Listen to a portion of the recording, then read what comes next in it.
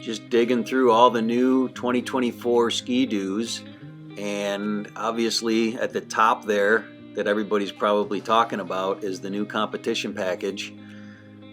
Really pretty cool that Skidoo brought this turbo two-stroke. As you can see, it's going to have water injection. They talk about it in the video a little bit, how it's going to be able to sustain high speeds longer, and it's only going to be activated when you are doing that type of riding, when you're kind of holding it wide open to keep those temperatures down. Sprays the water methane combination into basically right into the intakes on both cylinders on the E-Tech engine, and pretty cool stuff. Gonna come with the Kashima coated shocks. No smart shock option on this model, which, you know, that's probably right. That's the right package, I think, for this sled. So the suspension's definitely going to be pretty heavy duty with those shocks and also the reinforced rails. And it's also going to have that 2-ply ripsaw track and rack steering.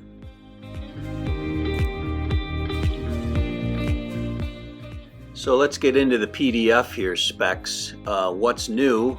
Obviously, the 850 is going to have the turbo with the water injection system. Launch mode, which is pretty cool. Obviously, Rev Gen 5. They all seem to be coming with the 4-piston calipers now, so the brakes are going to be even better. KYB Pro 40 EA are Kashima coated front shocks. It's going to have the 10.25 color touchscreen on the Turbo R only. The E-Tech shot will be the starter standard on the 850 E-Tech Turbo R only. So what Skidoo has done is they've taken the added weight from the battery and they've kind of removed that weight in place of the turbo weight.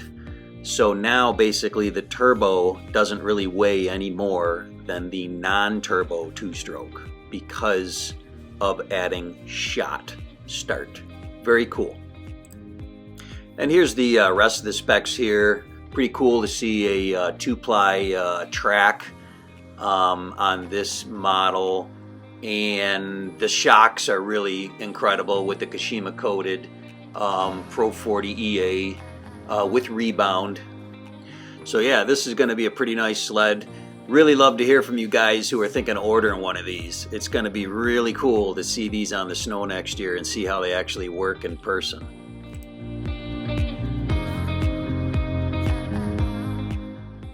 In the 4-stroke camp now, all the Renegades will be 4-strokes, while the MXZ will now be available in a 129 and a 137 with the 2-strokes. So that's pretty smart that Skidoo did that. It makes really good sense. Really great to see the 4-strokes getting the G5 treatment. So now we're going to be able to have the gauge and the new smoother rounded off bodywork, which really looks nice on the new 4-stroke in my opinion, and something that I'm definitely considering. Also, the G5 brings the LED headlights, which have gotten really good reviews for 2023. The new gauge that came out this year is going to be available on the 4-stroke in the G5 treatment. There's the 4-piston caliper, and it also is going to have an adjustable brake lever, which is going to be really nice. One thing not talked about too much is the new seat on the wide body. So they've shortened the seat similar to the 2-stroke. It's still wider, but it does not have a rear trunk anymore built in, which is a little disappointing, but it does really look nice in my opinion. G5 4-stroke's going to be available in the silver and red. I call it blood red trim. Looks really nice. But I think the black looks actually probably better because it is such a fat sled and it kind of leans it down a little bit. with the black side panels versus the silver. I really like it. I think it looks amazing. I think it looks a lot better than the G4. I don't mind my G4, but the swooping window on the G5 definitely is more aerodynamic. I think it'll probably pull maybe a little better top speed, strictly aerodynamic wise. And there you go. There's all the different views of it, and I really like it. Here's the PDF specs on the Renegade XRS 4-stroke. It's obviously in the Rev Gen 5 platform. It's going to have the 10.25-inch color touchscreen, 4-piston brake caliper with the adjustable lever, and premium LED headlights. It's going to have the low window with the side air deflectors, which is the preferred height window for me personally.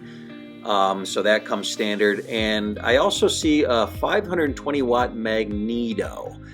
That's the first I've seen of that, and I'm not sure if that is a change from the 900R Mach Z that I own, or is it the same? It's probably a change because it says what's new. Here's the specs on the Renegade 900R Turbo for the G5 for 2024. It's got the Pro 36s up front. They do not have rebound, or the Pro 40s in the rear. Those are the easy adjust. They do not have rebound either in the rear, but they're the 40s in the rear, the 36s in the front, whereas the MXZ has the 40s all the way around with the rebound. That's kind of the difference in the standard shocks, or you can get the smart shocks on this model. What I find interesting is they talked about the front ride height, or what they say the front suspension travel here. It's 9.6 inches in the front, and my Mach Z was 9.3 inches. So that means the new XRS is much lower than the older XRS in a Renegade, and it's closer to the ride height of the front of the Mach Z. I wanted to compare the new G5 wide body versus the narrow body. So I did some comparison images here for you guys, and you can really see how much fatter on the left the G5 Renegade is versus the G5 2-stroke on the right. It's very dramatic when you see it from the front, and here it is from the rear. You can see how much wider it is, and here it is kind of from the top angle. Being a Mach owner, my biggest wonder is how it looks compared to the Mach. Here is a good side-by-side comparison, and you can really see how it shows off the aerodynamics of the G5 plastics versus the G4, especially in the top where the window is. There's quite a bit of difference there. And the shorter seat really lends to the leaner feel of the sled look. And I really like it. The profile looks amazing. It definitely would be hard to justify a new sled right now, especially with the cost on the 2024s. However, it's really, really nice looking, and you do get the G5 with the available 10 1/4 gauge, which I really would love because the gauge on my Mach is just terrible in my opinion. So that's a big bonus. I'm not sure I love losing the seat trunk because I do use that for quite a bit of utility. However, I like the look of the new seat a lot more. So tell me what you guys think, and tell me what you guys are going to do for next year. Are you going to stick with your old iron, or are you going to trade up to 2024?